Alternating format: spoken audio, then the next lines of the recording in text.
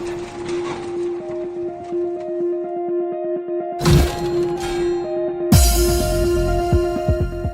नमस्कार dear student, आज हम अपने इस वीडियो में शुरुआत करने वाले हैं कक्षा 10 का विषय गणित चैप्टर नंबर 2। सेकंड चैप्टर क्या है? रियल नंबर यानी वास्तविक संख्याएं। आज हम अपने इस वीडियो में इस रियल नंबर यानी वास्तविक संख्याओं से संबंधित सारी महत्वपूर्ण जानकारी देखेंगे। कि सबसे पहले ये देखते हैं कि जो चैप्टर है हमारी बोर्ड परीक्षा में कितने अंकों का पूछा जाता है, तो इसका अंक भार कितना है। तो सबसे पहले हम ये बात करते हैं, ये जो चैप्टर है वो हमारे बोर्ड एग्जाम में पूरे 3 अंकों का पूछा जाता है, जो कि 2 प्रकार के प्रश्नों में डिवाइड रहता है। पहला प्रश्न आता है यहाँ से 1 नंबर का तथा दूसरा प्रश्न यहाँ से आता है 2 नंबर का, यानी कुल मिलाकर के 2 क्वेश्चन आते हैं। एक 1 नंबर का क्वेश्चन पूछा जाता है और एक 2 नंबर का क्वेश्चन पूछा जाता है। तो इस वीडियो में हम टोटल ये देखेंगे कि वास्तविक संख्याएं क्या होती है, संख्याएं कितने प्रकार की होती है, कौन कौन सी संख्याएं होती है। तो वीडियो की शुरुआत करते हैं फ्रेंड। तो यहाँ सबसे पहले मैं लिखता हूँ प्राकृत संख्याएं, नेचुरल नंबर, प्राकृत संख्याएं। आप साथ साथ इस जो भी मैं बताया जा रहा हूँ उन सबको नोट डाउन भी कर सकते हो, ताकि आगे आने वाले समय में आपके लिए फायदेमंद साबित होगा। कम समय में आप इसका रिवीजन कभी भी कर सकते हो। तो शुरुआत करते हैं प्राकृत संख्याएं। ऐसी संख्याएं जो 1 से प्रारंभ होकर अनंत तक जाती है, वह सभी संख्याएं प्राकृत संख्याएं यानी नेचुरल नंबर कहलाती है। तो यहाँ लिख देता हूं मैं प्राकृत संख्याएं यानी 1, 2, 3, 4 अप टू इन्फिनिटी। ऐसी सभी संख्याएं जो 1 से प्रारंभ होकर अनंत तक जाती है, नेचुरल नंबर यानी प्राकृत संख्याएं कहलाती है। इन प्राकृत संख्याओं की जैसे ही खोज हुई थी तो बाद में पता चला, जैसे मान लिया यहाँ एक कमरा है, इस कमरे में 5 व्यक्ति बैठे हैं। कितने व्यक्ति बैठे हैं? 5 व्यक्ति बैठे हैं। जैसे ही 5 के 5 व्यक्ति उठकर बाहर चले गए तो कमरे में कितने व्यक्ति बचेंगे? तो अब इसके लिए आवश्यकता पड़ी एक और अंक की। उस अंक को मिलाने के बाद प्राकृत संख्याओं का नाम चेंज होकर के उनका नाम कर दिया गया पूर्ण संख्याएं, होल नंबर, जिसको W से रिप्रेजेंट करते हैं। अब देखिए, यदि प्राकृत संख्याओं में 0 जोड़ दिया जाए तो वह संख्याएं पूर्ण संख्याएं बन जाती है। जैसे यदि 0 जोड़ रहा हूं मैं, किस में जोड़ रहा हूं? 0 प्राकृत संख्याओं में। मेरे पास में प्राकृत संख्याएं पहले से 0 जोड़ रहा हूं मैं किस में? जो हमारे पास नेचुरल नंबर है, उन नेचुरल नंबर में जोड़ने पर मेरे पास इस प्रकार की संख्याएं बनेगी 0, 1, 2, 3, 4, 5, 6 अप टू इन्फिनिटी तक। यानी इसकी डेफिनेशन हो जाएगी 0 से प्रारंभ होकर अनंत तक की सभी संख्याएं पूर्ण संख्याएं यानी होल नंबर कहलाती है। यह इसकी दूसरी परिभाषा बोले तो ऐसा कह सकते हैं, यदि प्राकृत संख्याओं में 0 को शामिल कर दिया जाए या 0 को जोड़ दिया जाए तो वह बनने वाली संख्याएं पूर्ण संख्याएं कहलाती है। ठीक है, जब भी पूर्ण संख्याओं की खोज हो गई उसके बाद में क्या हुआ, हमारे पास में इस प्रकार की समस्या आई। जैसे अभी वाला पहले वाला उदाहरण ले लेता हूं। मान लिया किसी एक व्यक्ति के पास 10 रुपए हैं। किसी एक व्यक्ति के पास कितने रुपए हैं? 10 रुपए। और एक व्यक्ति दूसरे वाला आता है और वह उस व्यक्ति से बोलता है कि उसको 15 रुपयों की आवश्यकता है। कितने रुपए की आवश्यकता है? 15 रुपए की। परंतु इसके पास कितने हैं?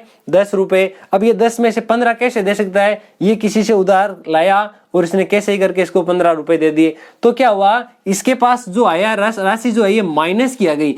परंतु अब तक हमारे जो भी संख्याएं आई थी, हमने माइनस की संख्याओं की खोज ही नहीं की थी। उसके बाद में जो संख्याएं मिलकर के आई उनको कहते हैं, जो संख्या आई थी वो आई थी पूर्णांक संख्याएं।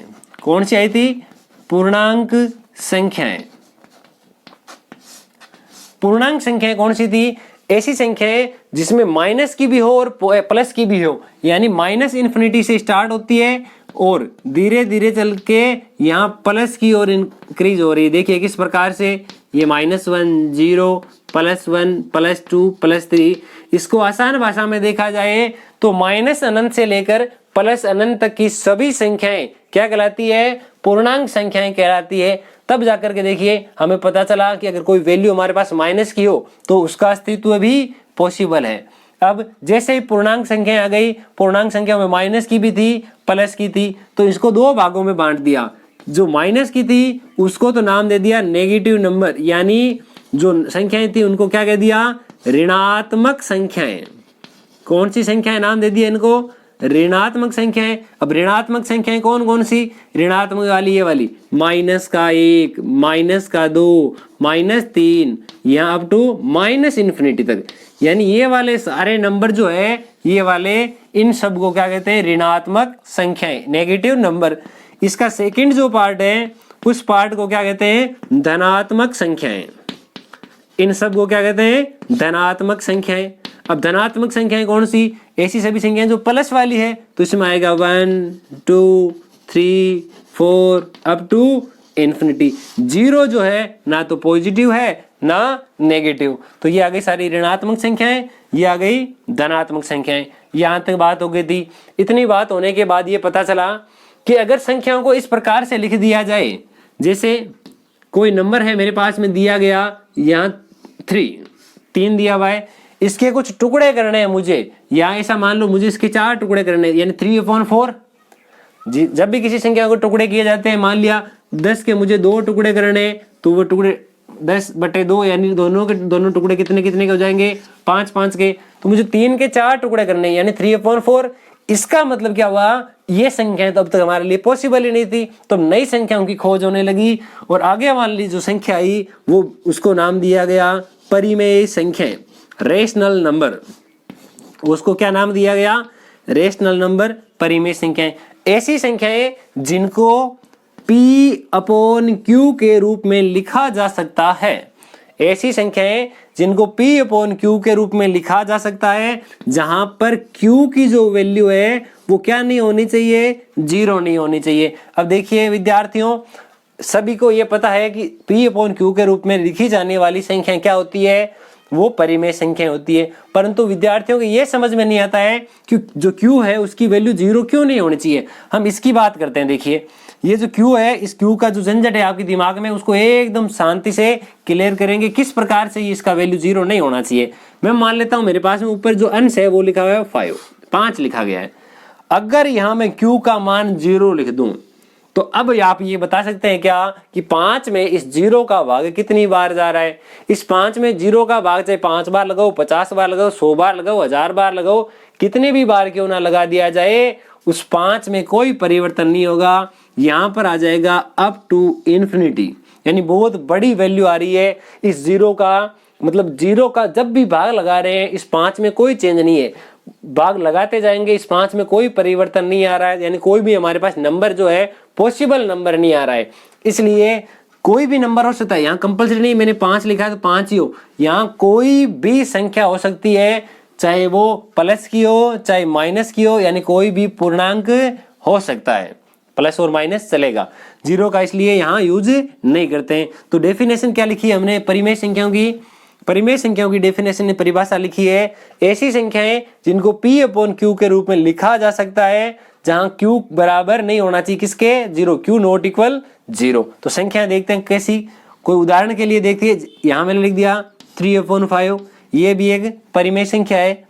ये मैं लिख देता हूं, यहाँ देखिए 3/7, ये भी परिमेय संख्या है। यहाँ मैं लिख देता हूँ 4/5, ये भी परिमेय संख्या है। नंबर चाहे कोई भी हो, अगर मैं केवल यहाँ लिख दूं ये ओनली 2, ये भी एक परिमेय संख्या है। अब यहाँ पर भी कईयों की दिक्कत आ जाती है, ये तो P/Q के रूप का है ही नहीं, ये परिमेय संख्या कैसे हो गई? क्योंकि प्रत्येक संख्या के नीचे हम क्या लगा सकते हैं?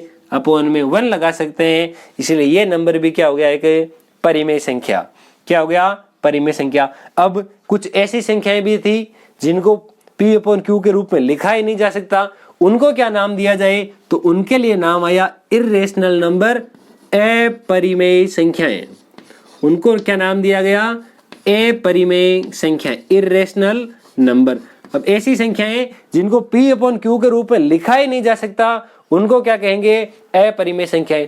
अब ऐसा कैसे पॉसिबल? ऐसी कौन सी संख्या है जिनको इस रूप में लिखा ही नहीं जा सकता, उसकी बात करते हैं। यहां देखिए मैं लिख देता हूं, यहाँ √2, √3, √5, √7, या फिर ऐसा कह सकते हैं पाई। ये सारी की सारी जो संख्या है, ये क्या है? ये सारी अपरिमेय संख्या। जैसे इस √2 की वैल्यू होती है 1.1444132। इस प्रकार से कंटिन्यू ये वैल्यू चलती जाती है, ऐसा कोई भी पॉइंट नहीं है जहां पर ये वैल्यू खत्म हो रही हो।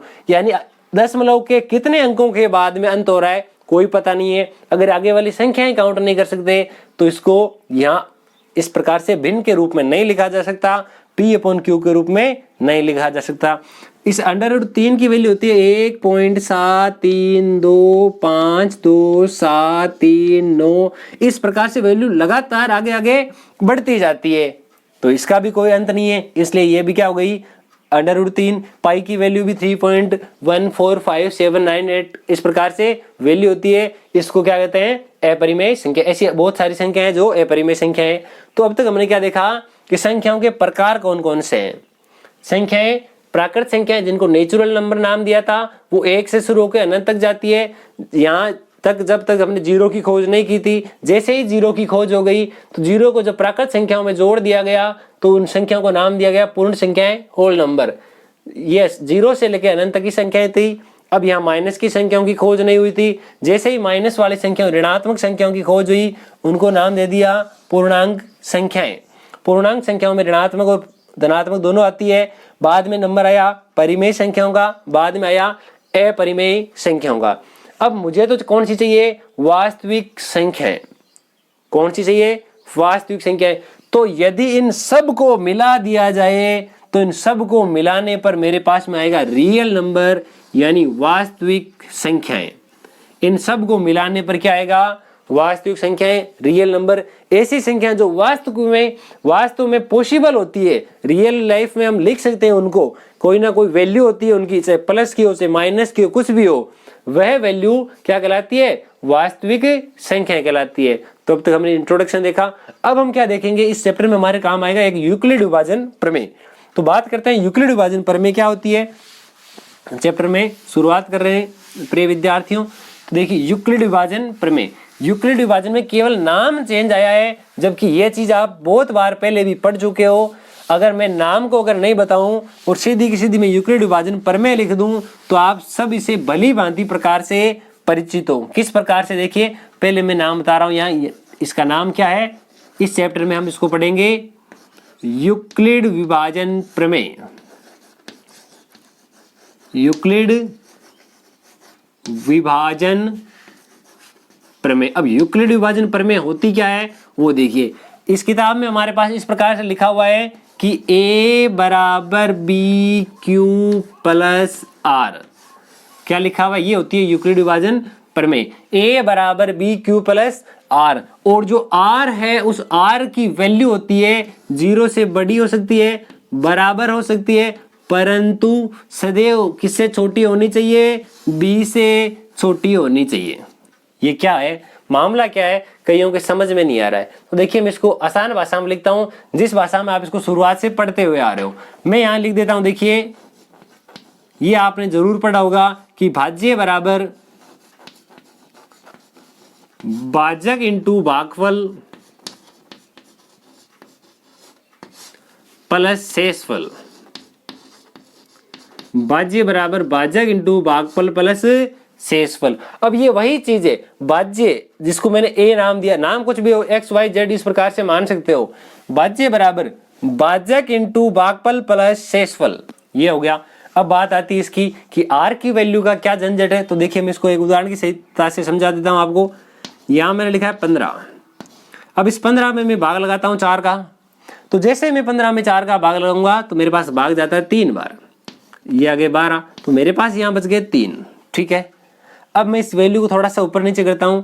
अगर मैं भाग लगाता इस 14 में इसी 4 का तो भाग जाता 3 बार और मेरे पास शेषफल बचता 2। अगर मैं इसी संख्या का भाग लगाता केवल 13 में तो भाग जाता 3 बार और आता कितना शेषफल, 1।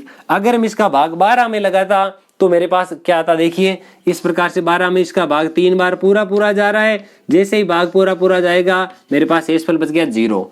तो देखिए जिस संख्या का मैंने भाग लगाया, पहले तो आंसर 0 आ सकता है क्या, हाँ आ सकता है 0 के बराबर। 0 के देखिए 1 आ सकता है, 2 आ सकता है, 3 आ सकता है, क्या इस 4 के बराबर आ सकता है क्या। देखिए वैल्यू को मैं बढ़ा के चेक करता हूं। जब मैं 16 में भाग लगाऊंगा इस 4 का तो भाग जाएगा 4 बार। 16 में से 16 घटाएंगे विद्यार्थियों, मेरे पास वापस वही संख्या आ गई जो शुरुआत में आया करती थी।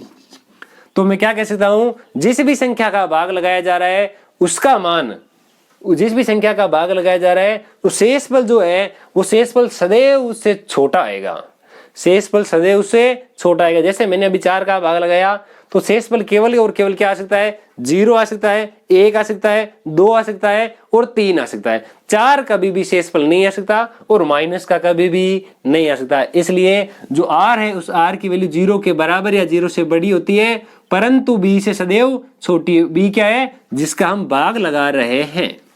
ये होती है यूक्लिड विभाजन प्रमेय। आशा करते हैं इस वीडियो का प्रत्येक पार्ट आपको समझ में आ रहा होगा, प्रत्येक क्षण आपके लिए उपयोगी साबित होगा।